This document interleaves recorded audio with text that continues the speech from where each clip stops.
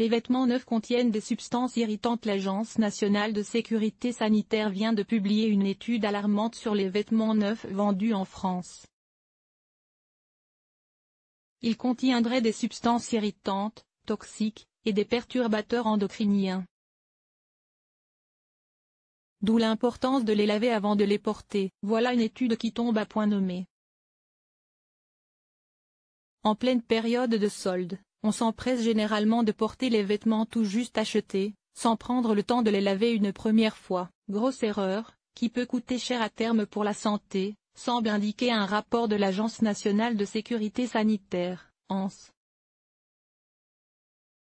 Celle-ci publie ce mercredi 4 juillet un rapport d'expertise ainsi qu'une série de recommandations pour mieux protéger les consommateurs du risque d'allergie et d'irritation cutanée. L'ANS mène actuellement et jusqu'en octobre une vaste étude avec des médecins, dermatologues, allergologues, et toxicologues, et des patients afin d'identifier les substances indésirables dans nos vêtements. La première phase de cette étude s'est déroulée au cours de l'année 2017 auprès d'une trentaine d'adultes, et les résultats, alarmants, viennent de tomber.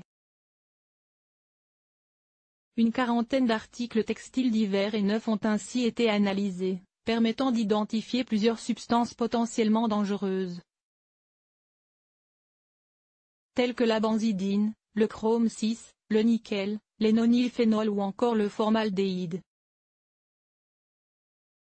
Ces substances sont pour certaines toxiques, pour d'autres irritantes, entraînant de l'eczéma ou des dermatites de contact, ou même sont perturbateurs endocriniens et cancérigènes. Abaisser les seuils réglementaires de certaines substances. Alarmées par ces résultats inattendus, l'ANS a donc décidé de prolonger son étude jusqu'en octobre 2018, où elle rendra un avis complémentaire. En attendant, l'agence a émis des recommandations aux autorités afin de durcir les normes actuelles, visiblement insuffisantes. Elle préconise ainsi de maintenir une pression de contrôle des chaussures et vêtements mis sur le marché afin d'éviter la présence d'articles non conformes à la réglementation portant sur les substances chimiques dans ces articles, réviser le seuil réglementaire du chrome 6 dans les articles en cuir, car il entraîne un eczéma de contact, fixer un seuil réglementaire pour le nickel dans les textiles, car il n'y a pas de réglementation propre aux textiles, alors qu'il y en a dans les jouets, les cosmétiques ou encore les bijoux.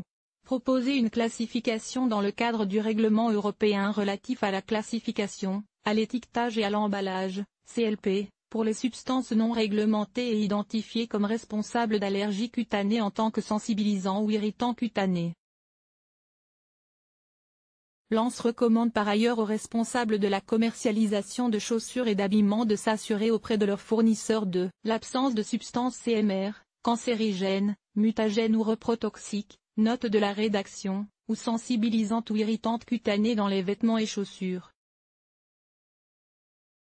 Quant aux consommateurs, à défaut d'être pour l'heure informés de ces risques grâce aux étiquettes des articles, l'ANS lui conseille de laver tout vêtement susceptible d'être en contact avec la peau avant de le porter pour la première fois. En cas d'allergie cutanée faisant suite à l'achat d'un nouveau vêtement, il est conseillé de consulter un médecin ou allergologue qui pourra, en analysant le vêtement, identifier la substance en cause. Source: ANS.